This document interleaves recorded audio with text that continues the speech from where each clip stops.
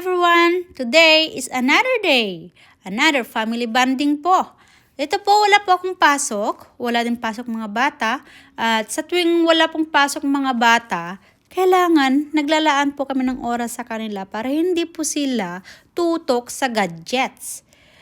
Kailangan nasa labas din po kami, nagbabanding para yung dikit namin sa buong pamilya ay magiging stronger. Kailangan talaga kaming naglalaan ng oras bawat isa.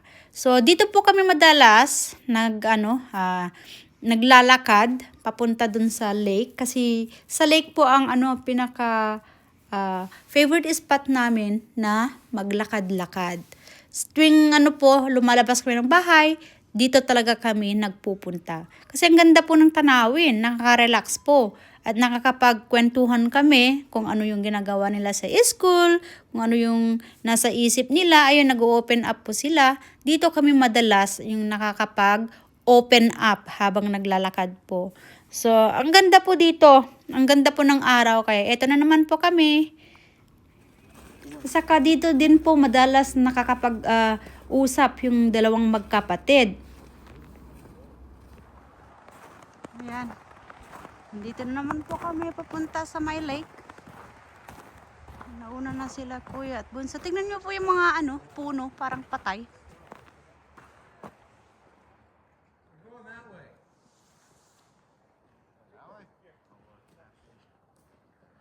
Babalik na sila kuya dito. I have a button to activate the camera. To know this.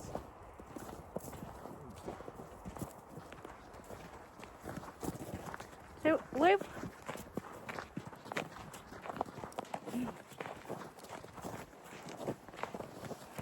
happening all over the country. So the cops are on there, and in Ontario, it's an epidemic. People going through weak ice. Problem is, if you're in ice weak enough to get it to fall in. So, tingnan naman po ninyo yung view. Di ba ang ganda po? Nakisama ngayon yung weather natin, kaya lalong gumanda ang tanawin. Ang ganda po, kaya dito kami talaga madalas tumatambay sila kuya at daddy at bunso. Sobrang ganda po. Ayan, nakaka-relax, di ba? Ang ganda-ganda. Ang ganda-ganda. The only place that would be careful is on the other side of those trees. Yep. There's the beaver den, and they usually poke through to keep the ice open. Yeah. Be careful. Yeah, I noticed that the last time I was hearing them thump down Yeah. there. So Trying that to was keep what it that open. sounded. Yes, me and my friend thought it was like a tree falling down, but Yeah. afterwards I realized, oh, it's the beavers dumping up. Yeah. Yeah. That's the only place that might be in. Yeah. Yeah, there's two parts that I heard. It was over there. Oh, yeah, where the water Island, comes and over in. there, the beavers are. The middle looks good. They make Wave, guys. Are you taking a picture of us? Yeah. Hi, Mom. Out there. My eyes is blinding me. Yeah, that's the point. It makes you fun. Trees worse. Don't come in here, I said, you guys. Yeah, I've never been I'm out so here much before. taller than you. I know. As you said.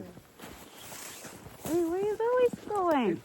We're going out there where you're afraid to go. Oh, I don't want to go to I here. just jumped on it. It feels safer than usual ice. I don't want to go there. I'm afraid. You don't have to, but you got a nice shot of us out here.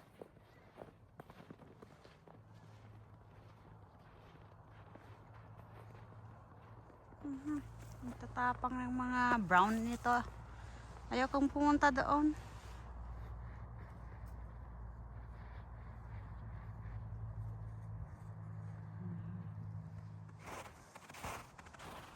Pupunta daw ako doon. Natatakot ako eh. Hey, don't go on our tracks. Just come across the ice. Because wherever we walk, it would weaken the ice. It'll be weak.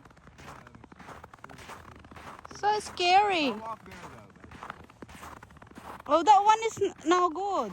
Yeah, as I was saying, the bees would make holes. Also, ice fishing. That one? Just don't walk there. Okay. Come on, Dex. Let's go here.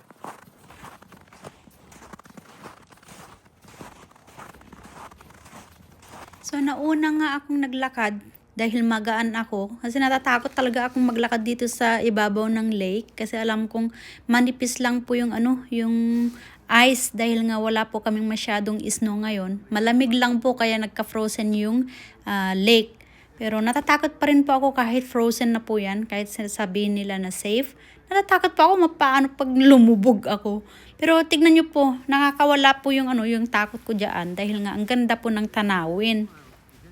So, yung kaba ko, tumitingin na lang po ako dyan sa sa paligid. Yun, nawawala po yung kaba ko habang nandyan po ako sa sa ibabaw ng ng tubig or yung lake.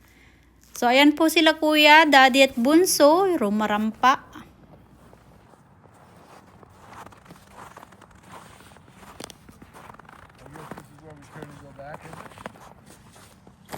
The mountains are much better here around us here. Come on, you circle around us from behind. Andy. Over here. Keep going. Over here.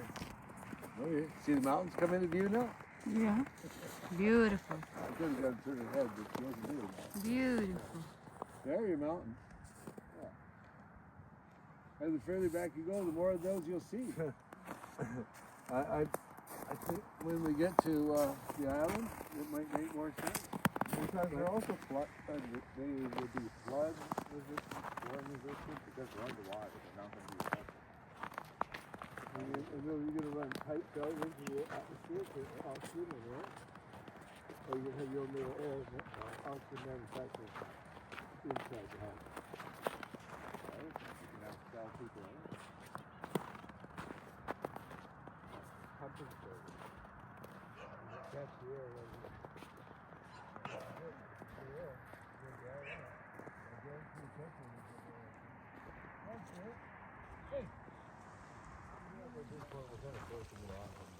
I feel like you gave up on that innovation a while Did you give up on it, Dexter? You don't want one anymore? I can't hear you.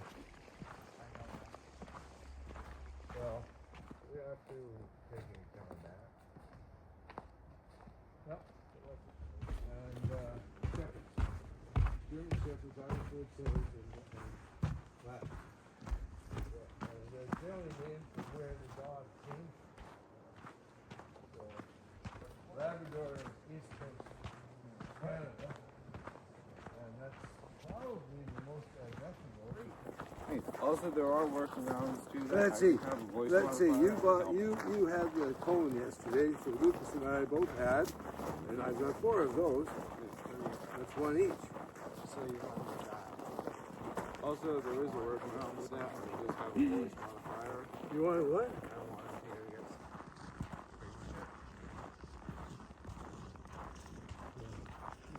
Also, we're at actual name. Make sure no one says your actual name. That's like the main thing. Okay. Have fun, boys. What? Have fun. Mom and I'll eat the treats. So, ayan, pupunta daw sila. Mag-split po kami dito. So, pupunta daw sila dun sa McDonald's na naman. Nagugutom. Wala din yung yung namin, idea na maglakad-lakad para mahulog yung kinain namin. Nahulog nga, kaya eto, gutom na naman yung magkapatid at pupunta daw sila sa McDonald's. Ano ba yan? So, ayan po ang aming mini vlog for today's. Thank you for watching. Bye-bye!